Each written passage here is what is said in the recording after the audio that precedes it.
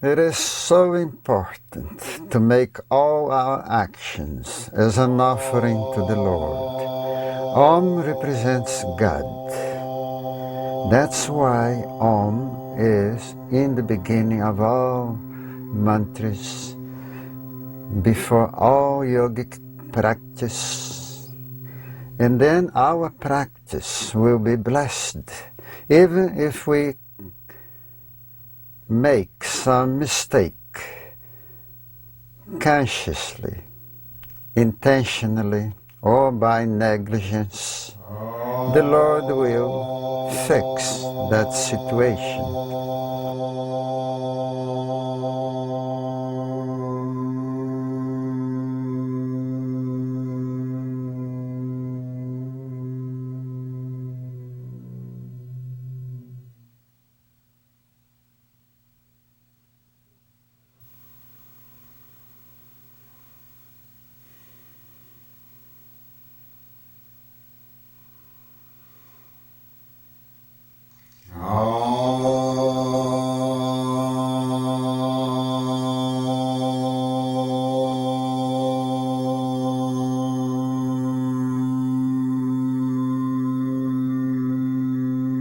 The mantra for purification, it is also very important. It will purify the ground and bless the ground. By repeating this mantra, the 72,000 psychic channels are purified. The walls, the ground, every object is purified. It will help to change the mental pattern of the practitioner. By changing the mental pattern of the practitioner, one starts attracting good objects, persons, anything that is good and positive to themselves. Please remember, don't try to find out the translation of this mantra. This mantra, if you know the translation of it, it will lose some of the psychic forces behind it.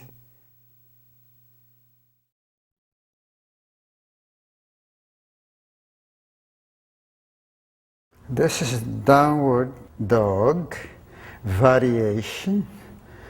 You have to make sure the legs is not like this. You have to straighten your knees as much as possible. Point your foot gently. You may even twist your pelvis, just the pelvis, but not the shoulders. And make the shoulders down. For a second, you go all the way up on your toes, and then make sure you bring your heel to the floor if you can. If your heel cannot get to the floor, maybe your foot is too far from your hands. You may walk back with your hands a little more, and then your heel automatically get closer to the floor.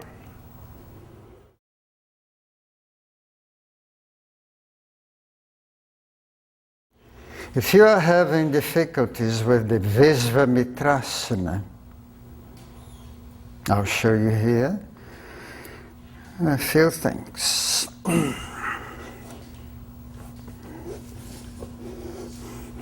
Make sure the shoulder is very close to your knee. Make sure the hands are exactly on the side of your foot. And then push your knee forward, directly over your toes. Do not straighten the left elbow. Keep your arm slightly bent. To start, bend your leg, squeeze the arm. This will gradually strengthen your wrist. And then when you are getting more comfortable here, stronger, and then you may start stretching the leg. And then gradually you'll be able to straighten the knees. You may even, if it is too much for you, you can do it like this. You may hold your foot just to strengthen your wrist for a few days. And then eventually you'll be able to get strong enough to do the full pose.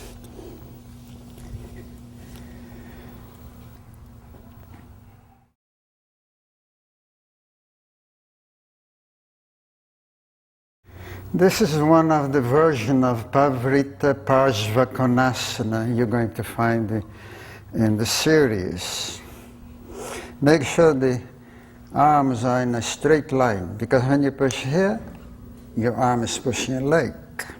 And make sure you have a straight line from your shoulder down to your heel, not too high. And the knee should be directly over the ankle. If you find this too easy for you, you may grab your hands under your thighs. But be careful with the shoulders.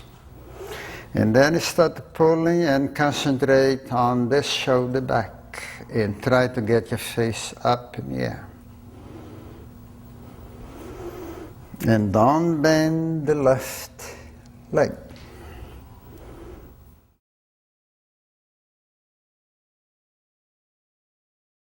This is a crescent moon.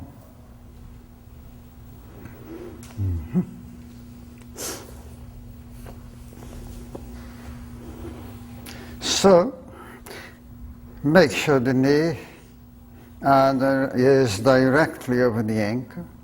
Make sure your pelvis are all the way down, not here, like this. Make sure your pelvis is all the way down. And grab your hands. You may do Kali Mudra to start. And make sure the head's back. And move the arms back. Don't stay here. Move the arms back. You may even move your shoulder blades a little bit. And feel a curve behind your shoulders. Feel your ribs spreading apart. Make space between the ribs. And very soon your hands will be directly over your foot back there. And then you're almost ready to grab your feet. If you do poses like this, you never get flexible here. So don't forget, always working your shoulders.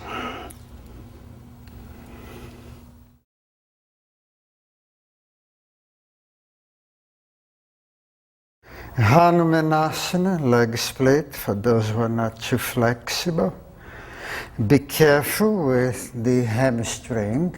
To make it easier, bend your leg and keep working here.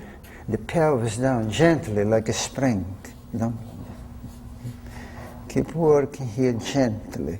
And to make a curve about here, you may move your body back. If you can, keep your fingertips on the floor. If you cannot reach for the floor, find the balance. You may keep one hand on the knee, just one finger. Or if you have a block available, you can hold the block here. And keep working gently, always moving your joints gently. And then after every 30 seconds or so, move your feet a little further. And then eventually you'll be able to go down without hurting your hamstring and without pain.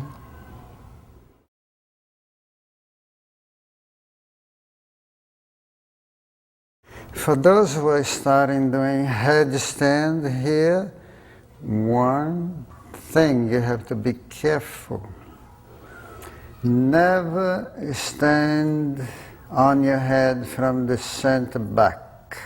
You may go right on the top. You may go front. All these are safe. So avoid to go on the back of the head.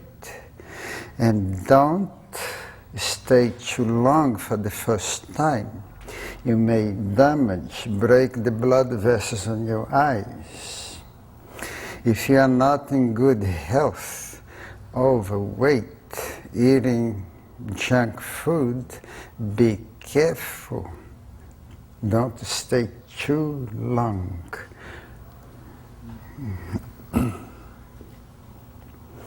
You may make a helmet with your hands and squeeze your head with your thumb and keep your neck firm and never curve the lower back.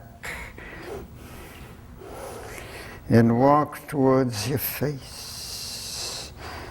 And the elbows should be no wider than your shoulders are. You may bend your legs, beginners. Right, and come up. For beginners, you may keep your legs bent for a few days so you don't have too much blood going to your head. After a few days, you may gradually raise the legs and more blood will flow to your head. It's natural, the way you are holding your head, to have a small curve here. But avoid this part to go this way, and then you will hurt your neck.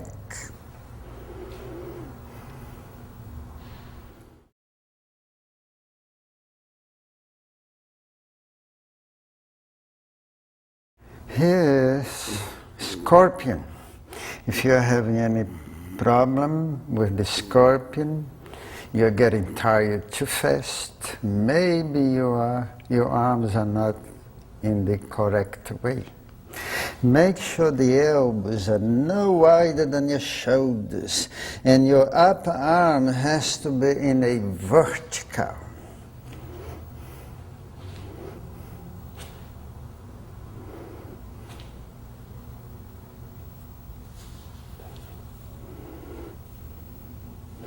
So just push the shoulders back, relax up here,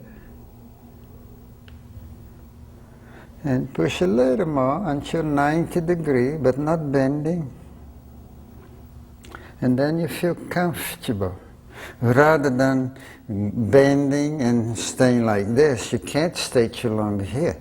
So you have to push this back and look at your arms.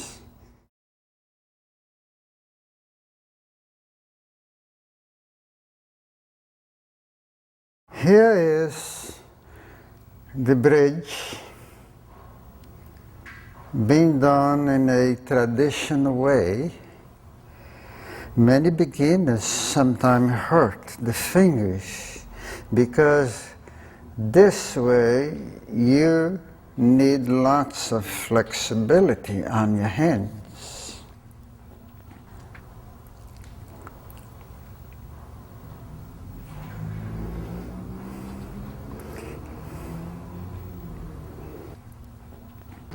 Now I'll show you here an easier way for beginners.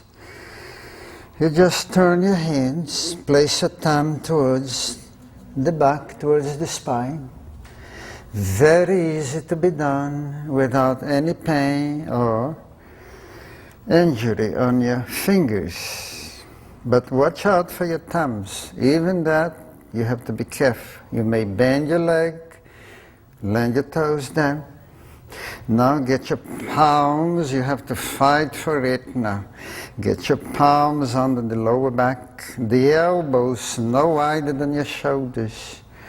And to start, if you cannot straighten your knees, keep your feet directly under the knees. And then gradually you'll be able to straighten the knees.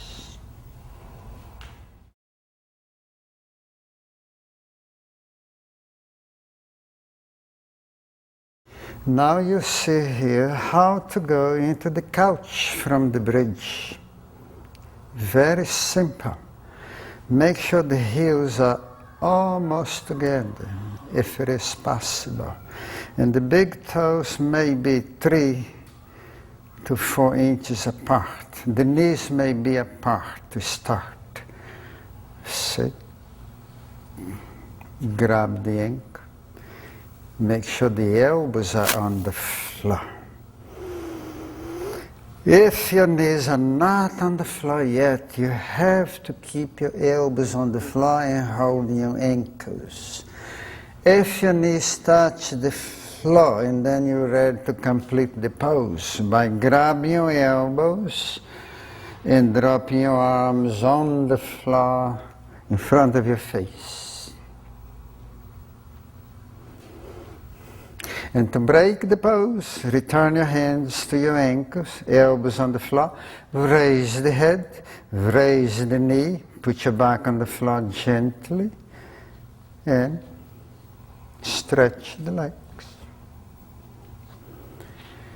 Now I'll show you here another easy way to go into the couch from a lying down position. Raise your knees up, make your feet like a V, as close as possible of the seat.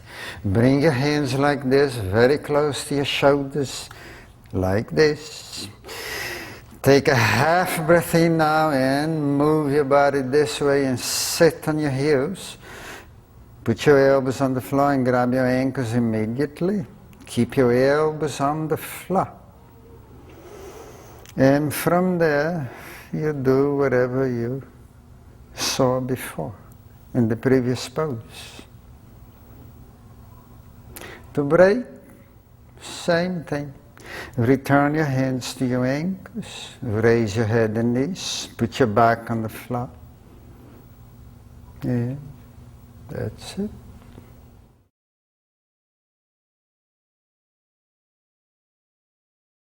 Now I'll show you here how to go from the couch into the upward bow. First, place your hands on the floor just in front of your head. Raise your knees up a little bit. Raise your knees but keep sitting.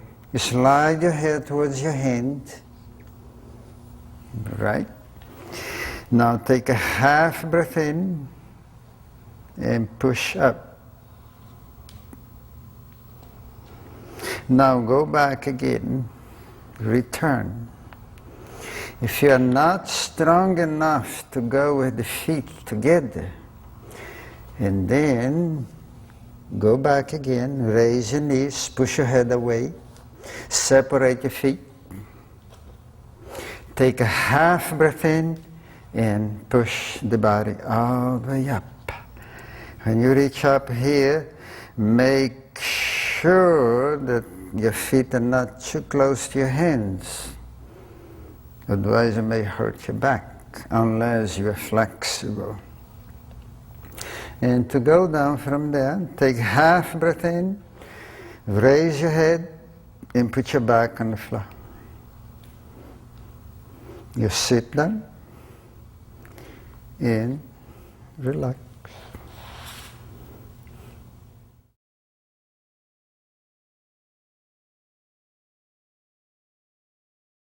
Here is how to go into the compass pose.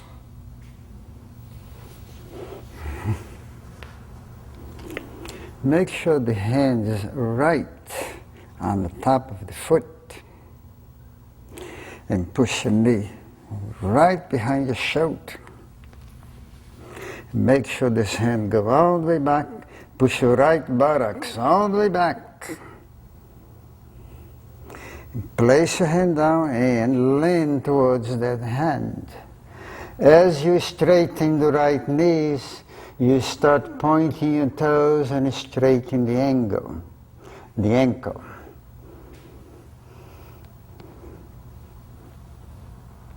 And then point, make sure both feet are pointed.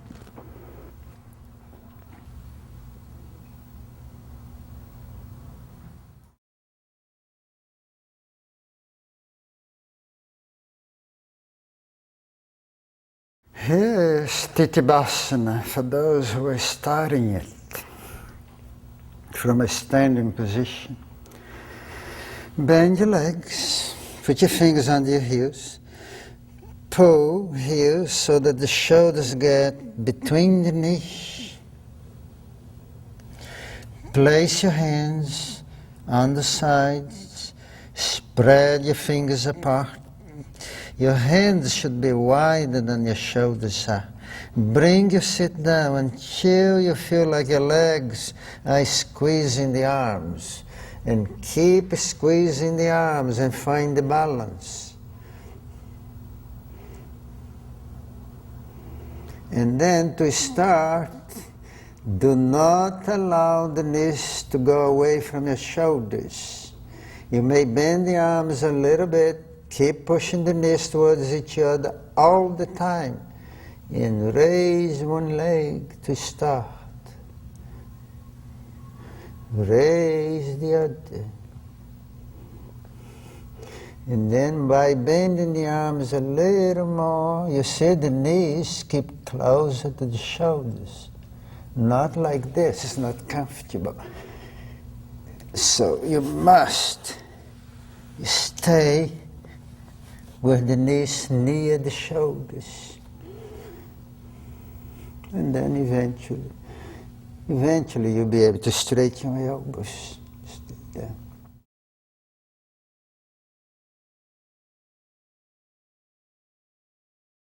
From warrior into the Uttanapadasana variation. Very simple.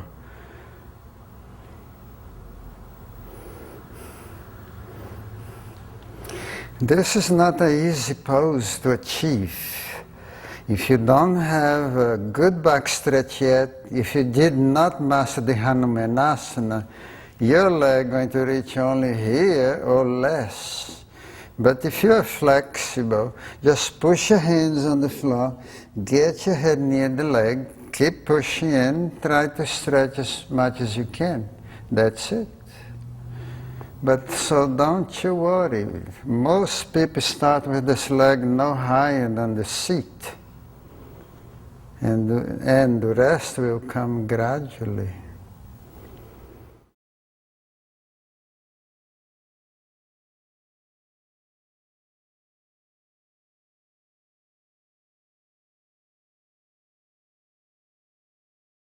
The Hamsa breathing. This is also meditation. And the meaning of the mantra is just like Soham Chu. This breathing is done with the breath combined with the movements of your fingers. So in every inhalation, while inhaling, hum, you are closing the hands. In every exhalation, while exhaling, sa, you are opening the hand. Fingers and lungs move together, and the breath is like in sleep by itself. So, in every inhalation there is a sound of hum. In every exhalation, sa. Imagine that your breath is producing these sounds. It takes a few moments to become comfortable. Let's try 1 or 2 rounds. Open your hands first. Breathe out completely.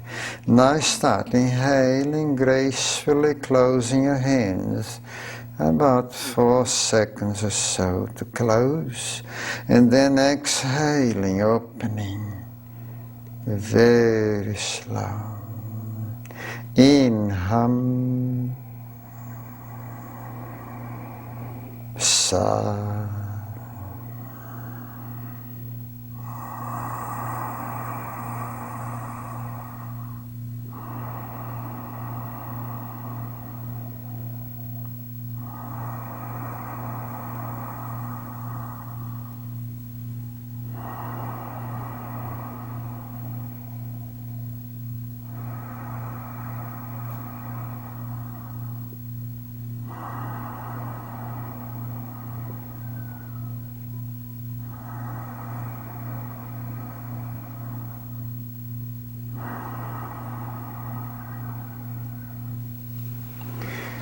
So this breathing, you may do it for a long time, 5 minutes, 10 minutes, half an hour, 1 hour, 2 hours, 3 hours.